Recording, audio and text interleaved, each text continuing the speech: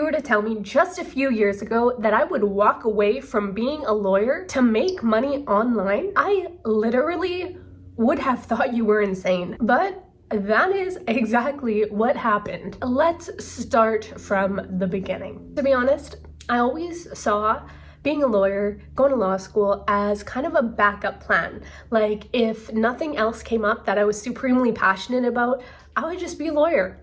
I knew I was smart enough. I knew I had the grades. I knew I could do it. I knew it looked good. Other people would think it looked good. I could make, some decent money. So I always just thought in elementary school and high school, maybe I'll just be a lawyer. But if I'm being honest with myself, I was never truly passionate about what it means to be a lawyer because I didn't even really know. I just had the term lawyer thrown out all the time, but I didn't really know what the day-to-day looked like. It just kind of sounded good. So keep in mind, I grew up having this perspective and no one really told me this. I kind of just gathered this from what people would say when they were talking about doctors and lawyers. And then when I was in university, I did a second study abroad and I went to Barcelona and I spent 8 months there. And this was in my third, going on to my fourth year of university. When you're in Canada and also in the States, you do need to do a 4-year undergrad degree before you do the 3 years in law school. So here I am in Barcelona, 3 years down on my degree, only like less than 1 year left. Actually, I think I might have been only a semester left after I came back from Barcelona because I was studying there. And I had no idea what I wanted to do afterwards. So out of fear of not knowing what to do and not wanting to not be out of school for an extended amount of time, I decided that I was just going to study for my LSAT, the law school admission test, and take it and then see what happens and go to law school. So while I was in Barcelona, I ordered a book. It was called The LSAT Trainer by Mike Kim. I have referred it out to many people. I really love that book. And I self-studied for the LSAT while in Spain and booked my test so that when I went back to Vancouver, where I was living at the time, I'd be able to take it. So I do that, I come back, I take it, and long story short, I end up applying to law schools again just because I didn't know what else I wanted to do after I finished my undergrad. And I had never been someone that took space from school. So again, I was just afraid and I wanted to go to school again. And a lot of people say that if you just don't go to school after your undergrad or your high school, then maybe you won't go back. So I had this fear, but knowing me, I probably would go back because I loved school so much at the time. Anyways, I end up getting into various law schools, which was exciting even though I wasn't super passionate about it. I remember when I first got my first acceptance letter into law school, keep in mind at the time there was only 13 law schools in Canada and they were pretty challenging to get into. So the first acceptance letter that I received, I'm pretty sure it was an email or a letter, I don't remember, but I remember being in my bedroom in my childhood home, upstairs in my room, and my dad's bedroom was downstairs on the other side of the house. And I remember opening the letter and reading that I got accepted into a law school, and I was like, oh my god, I was so excited. It was so late. I literally took it and I ran all the way across the house, and I was like, oh my god, I got accepted. It was literally to Ryerson University for law school, which is I don't even think it exists anymore. But I didn't choose that school. Anyways, I might, don't quote me on that. I didn't even go with that school, but it was just very exciting. So it was an exciting time, even though the decision wasn't necessarily the one I was gonna end up with. So anyways, I end up getting an offer from a couple different schools, including the University of Ottawa, where I got accepted into the dual JD program, which was one of its kind at the time. And it was the only school in Canada where you could study 2 years in Canada and then go to the States and study 2 years there.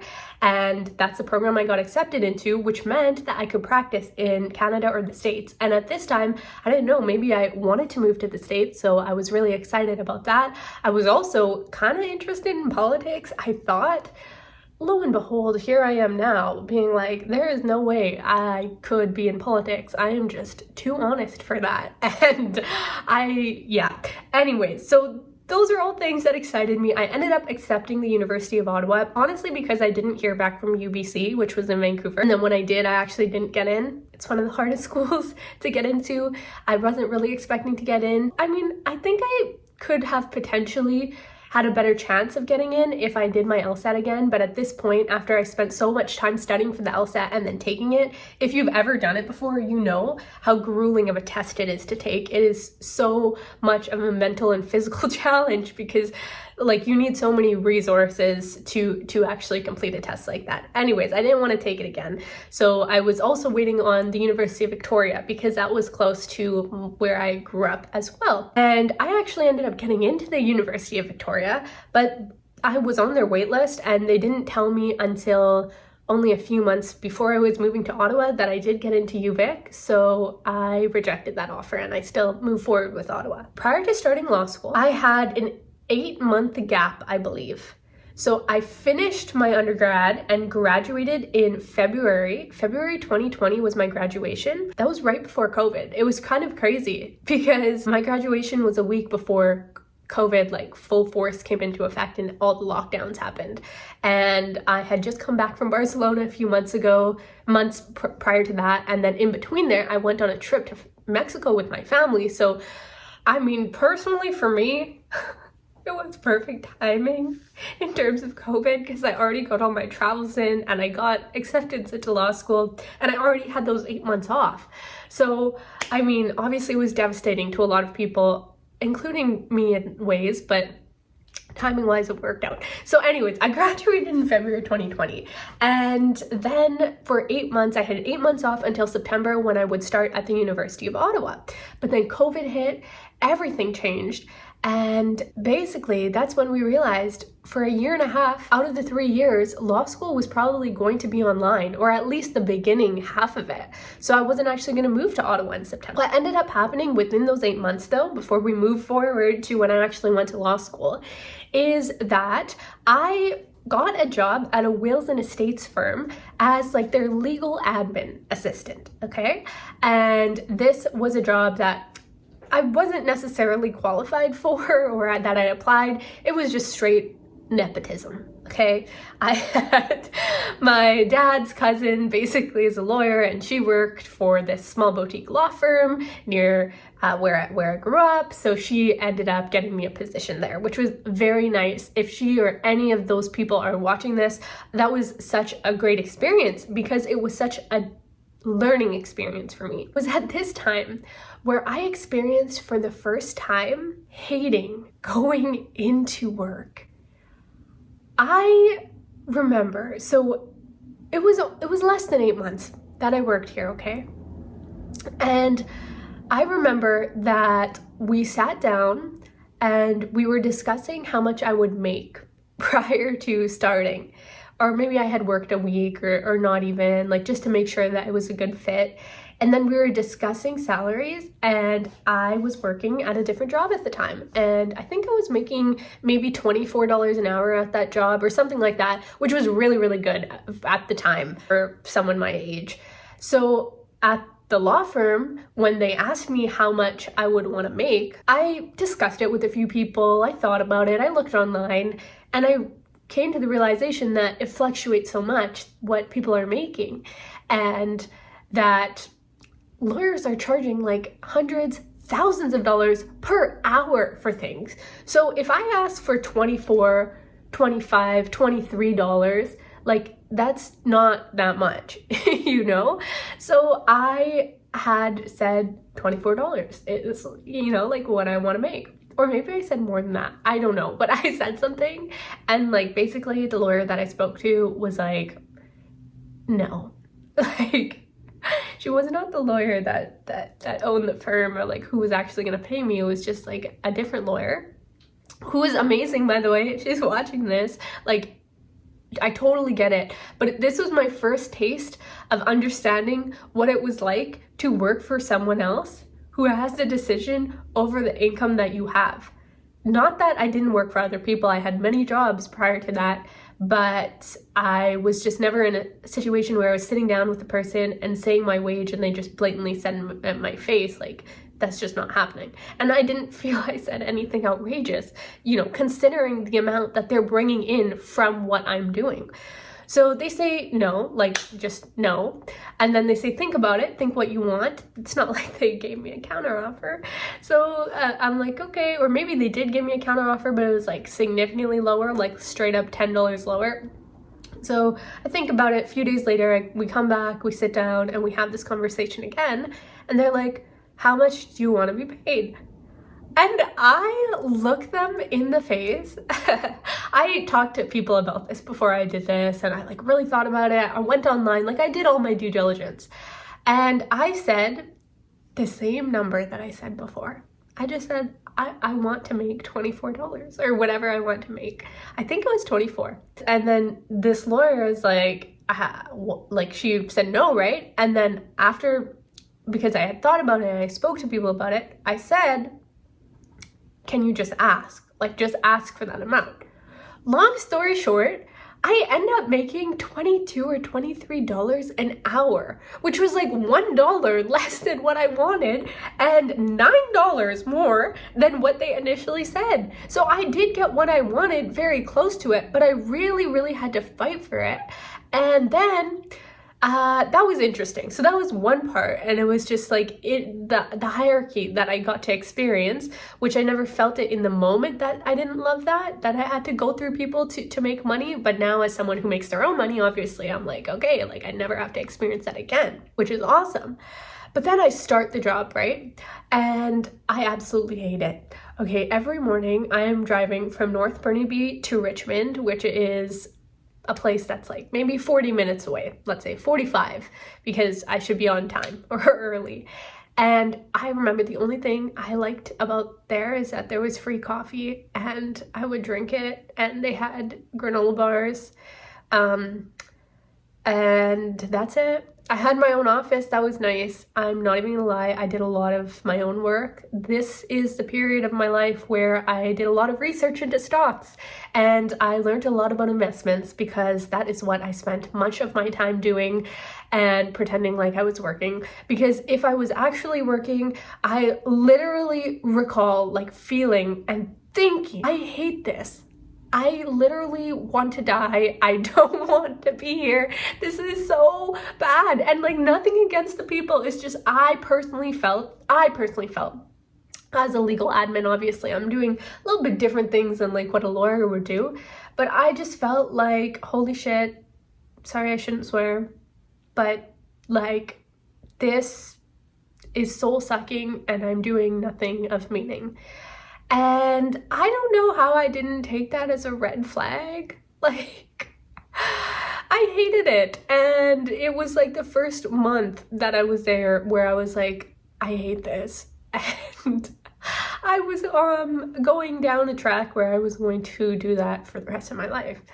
So anyways, that was that period. Super grateful I got that exposure because I look back on that time and I was able to say, I will not like an office most likely. And I think like I tell my friends and family this, like especially when I first transitioned from outside of like I just left law entirely and I went into my own business. And when I was explaining to people like why I would do it, even if the money was less doing your own online business, which it absolutely isn't, but let's say it was, I would do it for less money because like it was soul sucking. So then I start law school and I do a solid year and a half, I want to say, out of the 3 years from my family home in Burnaby, which is across the country from Ottawa. So everything was online and I did the bare minimum. I'm not even gonna lie. I got great joy out of everything being on Zoom because some of it was recorded so I could watch it on double speed and be super efficient with it.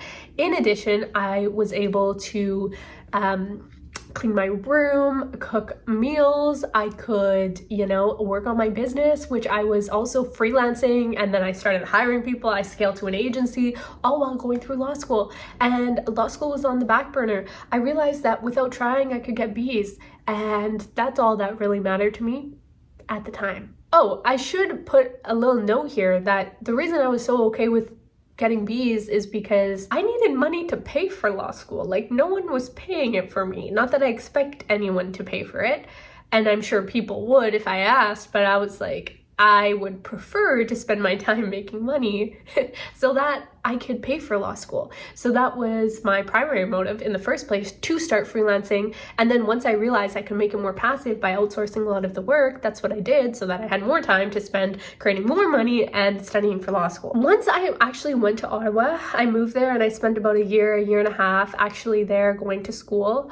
I realized how much people cared about grades and how different I was from them, because I literally did not care. I just didn't care the same way they did. I cared in the sense that I didn't want to fail, and that I didn't want to lose my money, and that I wanted to get B's, but I didn't really care about like getting straight A's, being the top of my class. I cared about making a good impression on my teachers and making connections with people I genuinely like, but there was a lot of fake people that I met as well, and I didn't care about looking cool or being in that scene. And I think when I went into law school, I actually listened to a podcast from one of my professors who now I have a good relationship with, but she is a happiness in the law professor at the University of Ottawa, and her podcast was basically talking about well-being and happiness in the law, but really she got to me in the sense that I took from it before law school that I do not want to take on the identity fully of just a law student when I start law school. I know there's so many other aspects of me, and I don't want to just make law school my identity. That's just one piece of what I do, but that is not me. So going into law school, that's really how I felt and what I was experiencing. And I think a lot of people in law school was like, I'm a law student. Like, I eat, breathe, and sleep law school. I don't do anything else. Like, we don't work, and we do this, and if we do work, we work a very strict legal job, and we're just so immersed in that space. And I mean, people had other interests, but like, this was very much a prominent interest, which totally makes sense because people are in law school for that reason. But it made me feel like maybe I wasn't in the right place. I felt this, I didn't really understand this, and then this all came into an apex moment for me where I was at my boyfriend's house in Montreal. I think this was a year before I graduated law school, and I fully had a panic attack. Like, I don't know what we were talking about. I think we were talking about just like future plans or like what we're gonna do or something like that, and I just was like, I had a panic attack. Like, it was literally an anxiety attack, and I never had an anxiety attack before, but I was like, this is definitely what it is. Like, I can't breathe. I don't know what's going on. And that was a moment where I realized something is wrong, and I'm definitely not on the right path if I still think that I'm going to pursue a legal career after this.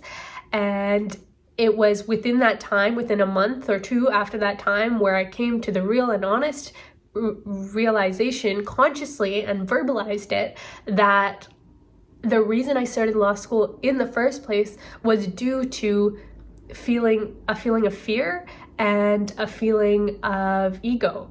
I was fearful because I just wanted to keep going in school. I didn't know what else to do, and I knew I could do it, and it was ego-based because I know it sounds good and it looks good and people would think well of me, and I knew I could do it. So that was all it was made of. It wasn't made of like passion or interest. Like, I actually hated it. But that was cool to have a realization like that, and to be in a place where I scaled myself to have a business, an agency, and start coaching people on how to do it themselves, because I realized that I could do that instead of pursue a law career. That kind of stuff, the agency, freelancing, coaching other people at this point to like scale businesses themselves, because I had done it, was actually very freeing for me and had put me through law school. So why couldn't I do it more and make enough money and have enough freedom to do what I want? I think in some ways the legal field is changing for the positive, in the sense that people are more aware of well-being, happiness, mindfulness, and all of that. But for so long, and still, it's very pervasive in the legal community, that people work long hours, that people are pushed, that you are in uncomfortable situations, and it's really hard, especially at the beginning, for new people and new lawyers. And that was just something that I really did not want to do. And so coming to this realization was really great for me. because I could acknowledge that it was an insecure move for me to go to law school, and it was freeing for me to realize this and to start telling people this. And when I told people this, people were like, wow, that's like very honest of you to say that it was based on your ego and based on your fear. That's very good. And it was very good. So then I decided, let me just finish law school, because I committed almost a decade of my life, pretty much a decade after high school to this. I might as well just finish one more year, which I did. And then I fully pursued my business. And there is absolutely no going back. I cannot explain to you the freedom that working online gives to me. First of all, as a freelancer, but then scaling to an agency and having courses of my own is like insane, because I make way more money than I would make for the amount of hours that I am working. The lifestyle freedom is immense. And like the fact, yeah, sure, I get to choose my own hours, but the fact, I can't even imagine having to ask someone for vacation days. I really couldn't. And the fact that I get to choose whatever I want to do and I'm passionate about, I can create any business that I want. I have multiple businesses that I am working on growing right now and that I am passionate about, and I see helping and transforming people's lives. That is so abundantly fulfilling. And if I ever feel not fulfilled, I can rejig and I don't need to ask anyone for permission. That is huge for me. I know this is a super long video, but I feel like anyone who made it to the end, a lot of you potentially are law students or people thinking about going to law school.